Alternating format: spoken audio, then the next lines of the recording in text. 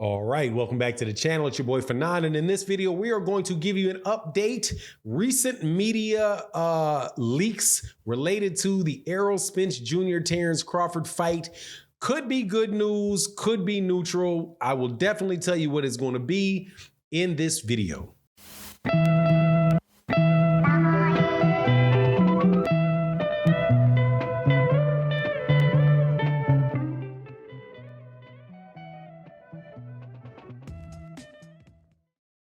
All right, welcome back to the channel. It's your boy Fanon. Welcome back to everybody that is a subscriber to the channel. Thank you guys so much for your support.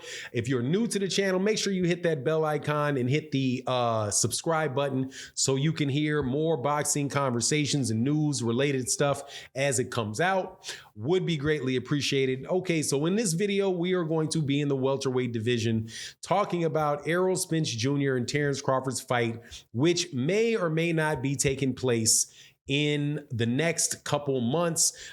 There have been more media reports released, this time from Lance Pugmire, who basically gave 3 bits of information that he was party to. And Lance Pugmire, I think, is, he's a guy that has given out reports before, ones that were specifically rejected by Floyd Mayweather Jr. and the PBC. Specifically, when he came out and said that the fight was almost done, it was going to be, I think he originally said it was going to be in October. Floyd Mayweather Jr. came out and said, look, that's not true. It's not going to be the case. When you will hear something concrete from us when that fight is done. Don't believe anything else you heard from anybody, right? So Lance Pugmire is a guy that originally got shot down by Floyd Mayweather Jr.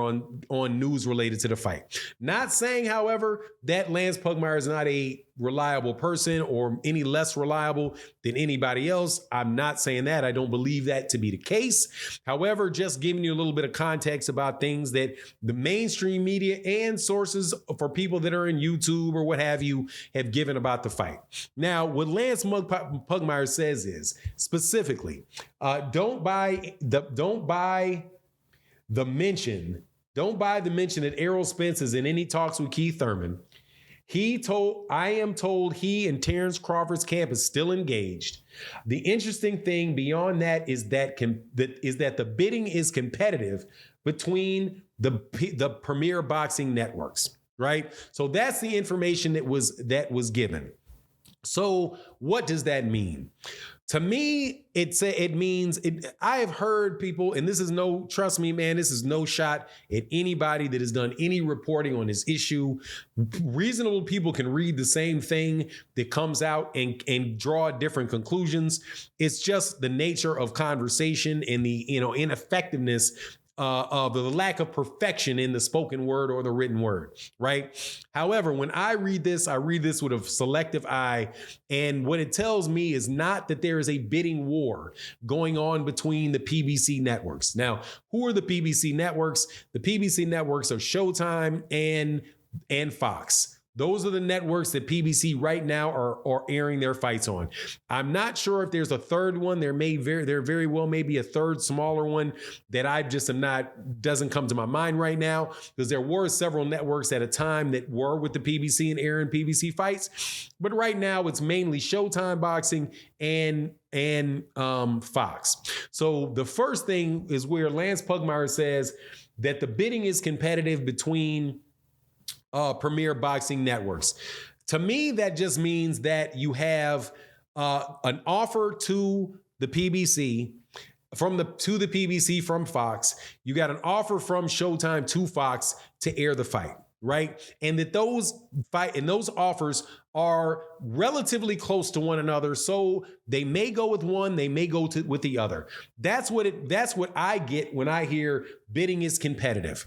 That does not mean necessarily, it could mean, but does not necessarily mean that there is a bidding war where one guy is offering something and then the next guy understands what the offer is, so they go higher. And then let me use the specific people as an example. That doesn't necessarily mean that it's Showtime saying, okay, I will do X, or I'll do A, and then Fox says, oh, he does A, well, I'll do B. And then since B is offered, the PBC goes back to Showtime and said, well, they offered B. Can you beat it? And they said, okay, yeah, I can beat that. I go C. And then I'll go D, then E, then F, then G, all the way up till somebody bounces out, right? And says, I can't go any higher than that. All right, we're going to go with this guy. That is that's what I would refer to as a bidding war, right? Having the bids being competitive just means to me that they are comparable to one another and that they may ultimately go with one guy or another. Now, here's the bad thing with that. Now, again, this is me reading into the ramifications of what is said. If the bids are competitive, right, and they have two bids between the two, and it's competitive between one or the other, do you know what that means for certain? It means that they've not settled on a network. Because if there's two offers and they're still in any type of competition, whether it's over the money, whether it's over the date, whatever it is that makes those two things competitive, that tells you that they are still in the process of analyzing or picking a network to put the fight on. Not a scenario where they already have settled that, and therefore now what they're dealing with is how much of the money and the package that's offered by that network will be allocated to either fighter. So to me, when they say that there's still networks, the bidding between the networks or what the networks are saying that they want for the fight, that just tells me that that's an extra step that we thought was already taken care of that isn't taken care of and may actually delay the fight even more. Because if you have something in September, these guys started in April, right? I mean, from my understanding, the negotiations and all that stuff started in April. And you could have conversations over what the percentage split was on pay-per-views and all that. But if you don't know the network, then you don't know what the fee is that's going to be from the network is. Unless you're saying, well, whatever the network fee is, we're going to agree to a percentage of whatever that network fee is going to be. That to me seems a little less solid than what they would be, where you would have put the cart before the horse.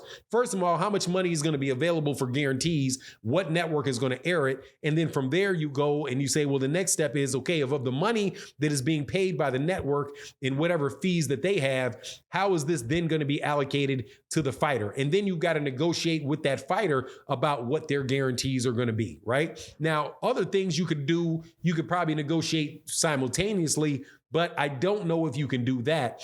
So just the mere fact that they're still in talks, right, in competitive talks about the network tells you that this fight is not settled. Also, Lance Pugmire is saying this, don't buy the mention that Errol Spence Jr. is in talks with Keith Thurman. I am told that Terence Crawford's camp is still engaged. What does that mean? That really doesn't mean anything different than what had been reported a couple of days ago, where people were saying, look, Errol Spence Jr. is going to fight on November 19th with or without Terence Crawford. Okay, November 19th is still 2 months away, and with or without includes Terence Crawford. But it doesn't necessarily mean that he's already picked another opponent. Because if he was in talks with Keith Thurman, that would mean that Terence Crawford was not involved and that fight was off. So anyway, just off of what Lance Pugmire says, that's my take on the matter.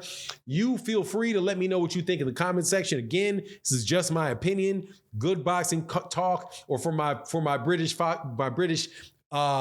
people, supporters of the channel, that's just good boxing banner to go back and forth about. But anyway, you let me know what you think in the comment section. And with that, I'm out. Peace.